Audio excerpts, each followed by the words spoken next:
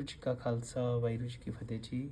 एक ओंकार सतनाम करता पुरख निरभव निर्वैर अकाल मूरत अजूनी सैभ अंगुर प्रसाद जप आद सच जुगाद सच है भी सच नानक हो सी भी सच। तत् श्री अकाल पुरख जी का ध्यान करके खालसा जी साहिब बोलो जी वाहिगुरू।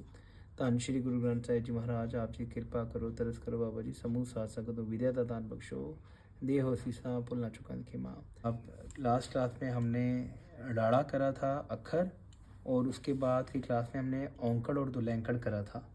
तो इसी हमने तत्ते से शुरू करा था। तो 3 की तरह लिखना देखा था कि कैसे लिखना है।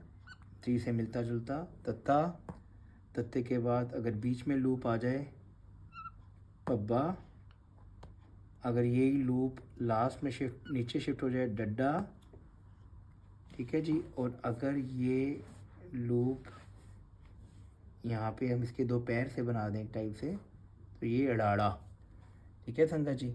ये 4 अक्षर करते इसी सीरीज़ का इसे मिलता जुलता एक लास्ट लेटर है जो कि गुरमुखी का पहला लेटर भी है ऊड़ा। आज हम वो करेंगे संगत जी।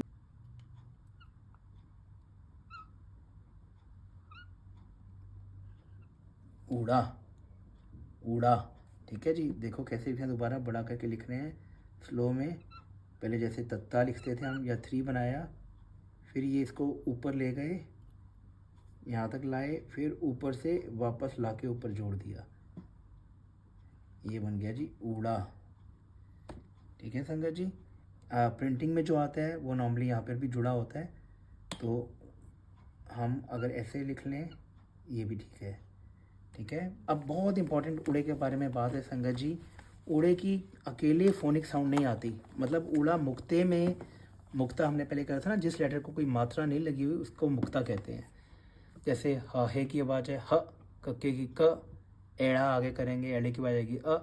तो ऊड़ा, हाँ जी, लिखना कैसे है पंजाबी में, इसका अगर इंग्लिश में लिखना है तो ऊड़ा, ठीक है जी।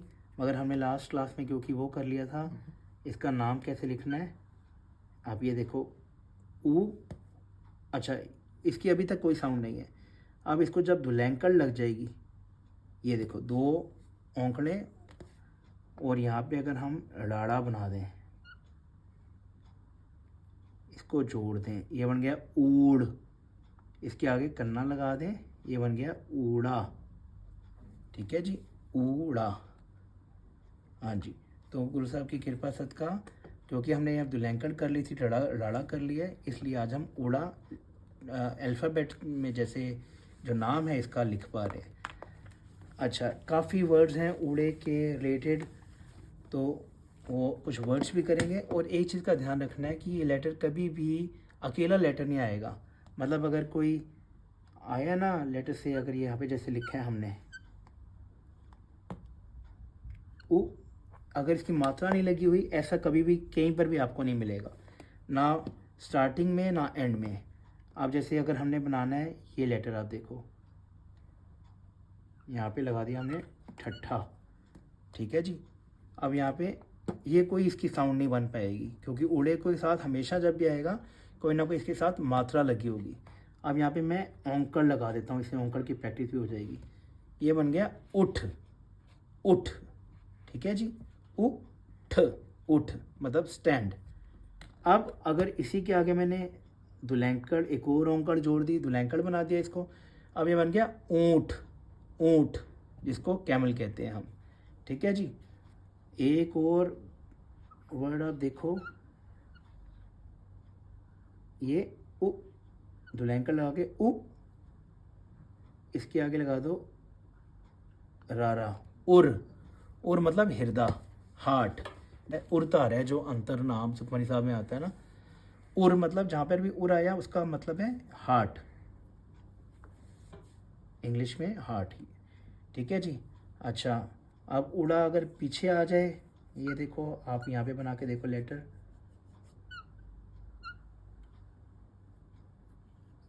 ये ह और ये हों, हों, हों कुर्बाने जाओ मेहरबाना, या बड़ी बार हों आता है। इसी तरीके से तत्ता भी हमने करा हुआ है, तत्ता, ऊड़ा और यहाँ पे औंकड़ तो मूल मंत्र साहब में आता है निरपो। देखो कैसे वो भी आप लिख पाओगे। नन्ना, नन्ने को सिहारी, नि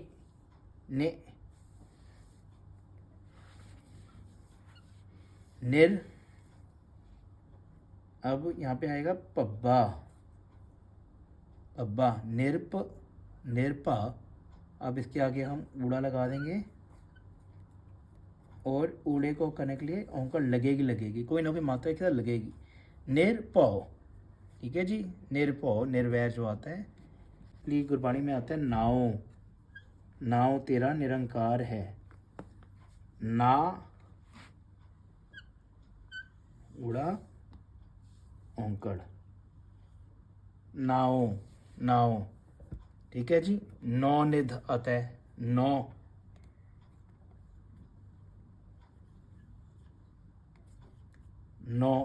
निध ऐसा भी आता है, ठीक है जी। बहुत सारे वर्ड हैं जो हम कर सकते हैं। उडारी,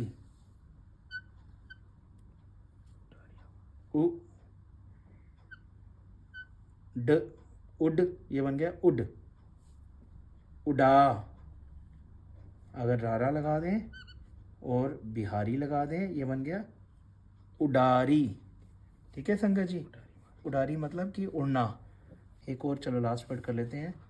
सिहारी, फफ्फा सिहारी, फिर, ये बन गया फिर।